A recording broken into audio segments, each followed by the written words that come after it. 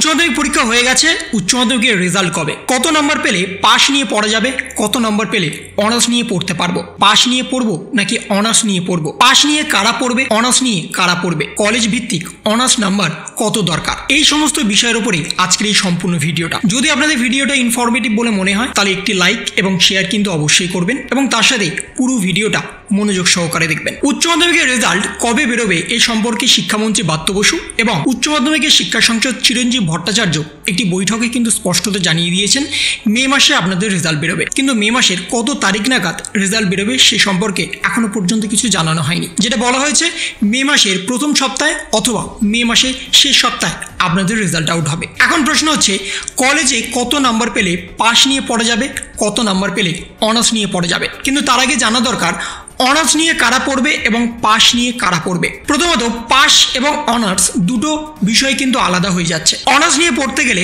আপনাদের বেশ কিছু জিনিস মাথায় রাখতে হবে। কলেজে ভর্তি হতে গেলে আপনাদের সিট সংখ্যা কিন্তু একটা স্পেসিফিক থাকে, সেই সিট অনুযায়ী আপনাদের অনার্স নিতে হবে এবং তার সাথে 2024 সালে আপনাদের কিন্তু 4 বছরের কোর্স হতে পারে। নতুন শিক্ষানীতি অনুযায়ী আপনাদের 4 বছরের কিন্তু কোর্স করতে পারে নতুন শিক্ষানীতিতে, কিন্তু সেই সম্পর্কে এখনো পর্যন্ত বিস্তারিতভাবে জানানো হয়নি। কিন্তু তার আগে অনার্স নিয়ে পড়তে গেলে আপনাদের বেশ কিছু জিনিস মাথায় রাখতে হবে। প্রথমত অনার্স নিয়ে আপনি কেন পড়বেন। যদি আপনার মনে হয় যে আমি অনার্স নিয়ে কোনো টিচিং লাইনে যাব, সেক্ষেত্রে আপনার অনার্স নেওয়া প্রয়োজন। যদি আপনি ভাবেন যে অনার্স নিয়ে আমরা ভবিষ্যতে গবেষণা করব, পিএইচডি করব, তখন আপনার অনার্স নেওয়া কিন্তু অত্যন্ত জরুরি। এছাড়াও যদি কোনো স্পেসিফিক ক্ষেত্রে আপনি পড়াশোনা করতে চান, সেক্ষেত্রে আপনার অনার্স নেওয়া বাধ্যতামূলক। কিন্তু এখন প্রশ্ন হচ্ছে পাস নিয়ে তাহলে আমরা কেন পড়বো। অনার্স নিতে গেলে আমাদের অনেক পড়তে হবে, অনার্স নিতে গেলে আমাদের অনেক সময় ব্যয় করতে হবে। অনার্সে কোনো বিষয়ে যদি আমরা কম নাম্বার পাই তাহলে ভবিষ্যতে আমাদের এগ্রিগেট নাম্বারে কমে যাবে এবং সেক্ষেত্রে আমাদের ভবিষ্যতে কোনো চাকরি বাকরির ক্ষেত্রে কিন্তু অনেক অসুবিধা হতে পারে এবং দুর্ভাগ্যবশত যদি আমাদের অনার্স সেকেন্ড ইয়ারেই কেটে যায় তাহলে কিন্তু আমাদের আরও সমস্যা হতে পারে ভবিষ্যতে। কিন্তু পাশের ক্ষেত্রে সম্পূর্ণ বিষয়টা আলাদা। যদি আপনি টিচিং লাইনে বা গবেষণা করতে না যান বা স্পেসিফিক কোনো পড়াশোনার ক্ষেত্রে যদি না যান, তাহলে আপনি পাস নিয়ে পড়তে পারেন। সেটা কিন্তু আগেভাগে আপনাকে ডিসাইড করে নিতে হবে। কলেজে ভর্তি হওয়ার সাথে সাথেই কিন্তু আপনাকে জেনে নিতে হবে আমি কি নিয়ে ভবিষ্যতে পড়বো, আমার ভবিষ্যতে টার্গেট কি আছে। আমি শুধুমাত্র সরকারি জবের জন্য পড়াশোনা করব, কম্পিটিটিভ এক্সাম দেবো, সেক্ষেত্রে আমাকে কিন্তু পাস নিয়ে পড়লেই হবে। সেক্ষেত্রে পাস নিয়ে পড়লে আপনাদের এগ্রিগেট নাম্বারটাও যেমন বাড়বে, আপনাদের পার্সেন্টেজটাও কিন্তু বাড়বে। কিন্তু অনার্স নিয়ে পড়লে আপনাদের এগ্রিগেট নাম্বারটা অনেক সময় কমে যেতে পারে। অনার্স নিয়ে পড়লে আপনাদের ঝুঁকি সম্পূর্ণ থাকতে হবে, কারণ অনার্স কোনো কারণে কেটে গেলে আপনাদের কিন্তু পার্সেন্টেজ যেমন কমে যাবে, তার সাথে আপনাদের ভবিষ্যতে চাকরির ক্ষেত্রে অনেক অসুবিধা হবে। এবং এখন প্রশ্ন হচ্ছে কত নাম্বার পেলে কোন কলেজ আমাদের অনার্স দেবে। এই বিষয়টা কিন্তু অত্যন্ত গুরুত্বপূর্ণ। স্পেসিফিক কিছু কলেজ আজকে আপনাদের সামনে তুলে ধরবো যাতে আপনাদের কিছুটা হলেও সমস্যার সমাধান হয়ে যায়, কারণ বিশেষ করে এই কলেজেই বর্তমানে অনেক ছাত্রছাত্রী ভর্তি হবেন। যদি আমরা আশুতোষ কলেজের দিকে যাই তাহলে আমাদের প্রথমত 50% নাম্বার পেতে হবে মোট নাম্বারে, অর্থাৎ উচ্চ মাধ্যমিকের টোটাল নাম্বারে 50% নাম্বার আমাদের পেতেই হবে। তার সাথে অনার্স যে বিষয়ে আপনারা নেবেন সে বিষয়ে 45% নাম্বার পেতে হবে, অথবা আপনাদের 55% নাম্বার পেতে হবে অনার্স বিষয়। সেটা আপনারা বাংলা, ইংরাজি, ইতিহাস, ভূগোল, পলিটিক্যাল সায়েন্স যে কোনো সাবজেক্টের ক্ষেত্রেই 55% যদি নাম্বার পান, সেক্ষেত্রে আপনারা ডিরেক্টলি অনার্স নিতে পারবেন, সেটাও যদি আপনাদের টোটাল নাম্বার 50%-এর কম হয়ে থাকে। তার সাথে জেনারেল বা পাস কোর্সের জন্য কমপক্ষে আপনাদের 40% নাম্বার পেতে হবে। পাস নিয়ে পড়তে গেলেও আপনাদের কিন্তু ন্যূনতম 40% নাম্বার পেতে হবে আশুতোষ কলেজের জন্য। সুরেন্দ্রনাথ কলেজের জন্য কি আছে?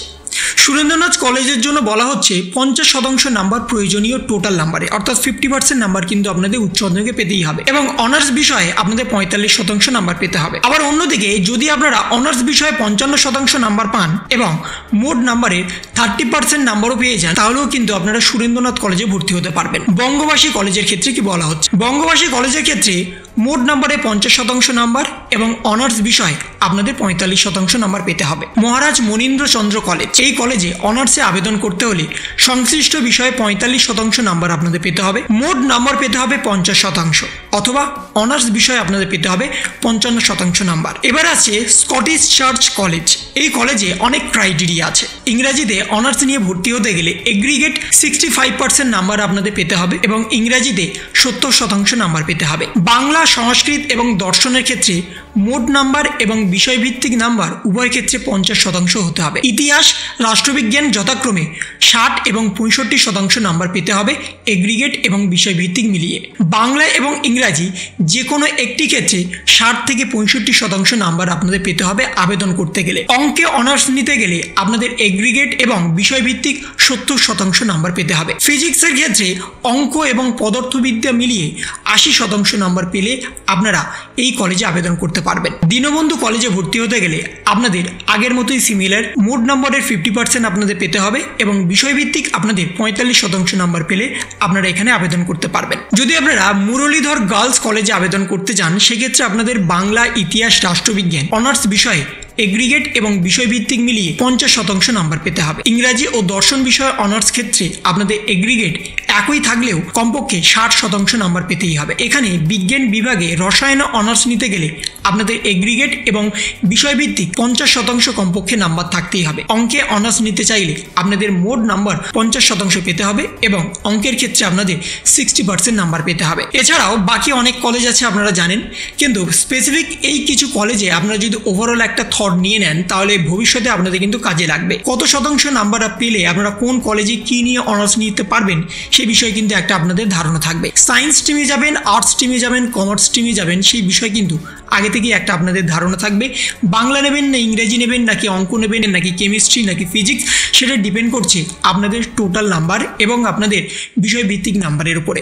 এই সমস্ত কিছুর উপরেই কিন্তু আগামী দিনে আপনারা কলেজে ভর্তি হতে পারবেন। কিন্তু কলেজে ভর্তি হওয়ার আগে আপনারা আদৌ অনার্স নেবেন নাকি পাস নেবেন সেটা কিন্তু আগে আপনাদের বিচারাধীন। আগে আপনারা নিজেরাই ডিসাইড করুন ভবিষ্যতে আপনারা কি করবেন, সেই বিষয়ের উপর ভিত্তি করেই কিন্তু অনার্স নেবেন। ঝোঁকের বসে আপনারা অনার্স নিয়ে নিলেন কিন্তু পরবর্তীকালে আপনারা দেখতে পাচ্ছেন যে অনার্স নিয়ে আমরা ক্যারি করতে পারছি না, অনার্স কেটে যাওয়ার একটা সম্ভাবনা থেকে যাচ্ছে, তাহলে ফিউচারে কিন্তু আপনাদের অনেক সমস্যা হবে। চাকরির ক্ষেত্রে যেমন সমস্যা হবে, ভবিষ্যতে কোনো কোর্স নিতে গেলেও কিন্তু আপনাদের অনেক সমস্যা হবে। তাই আগে থেকে যদি আপনারা ডিসাইড করে নেন যে আমরা ভবিষ্যতে কী নিয়ে পড়াশোনা করব, ভবিষ্যতে আমরা কোন দিকে যাব, কোন চাকরির জন্য আমরা পড়াশোনা করব, সেই বিষয়ে যদি আগে থেকেই আপনাদের ধারণা থাকে তাহলে কিন্তু পাস বা অনার্স এই বিষয়টি কিন্তু আপনাদের ক্লিয়ার থাকবে। তাহলে এই ছিল একটা ছোট্ট ভিডিও আপনাদের সকলের জন্য। যদি আপনাদের ভিডিওটা ভালো লেগে থাকে তবে লাইক করুন, শেয়ার করুন এবং অবশ্যই সাবস্ক্রাইব করুন। তার পাশাপাশি আপনার মতামত কমেন্টের মাধ্যমে জানান। ভালো থাকুন, সুস্থ থাকুন, ধন্যবাদ।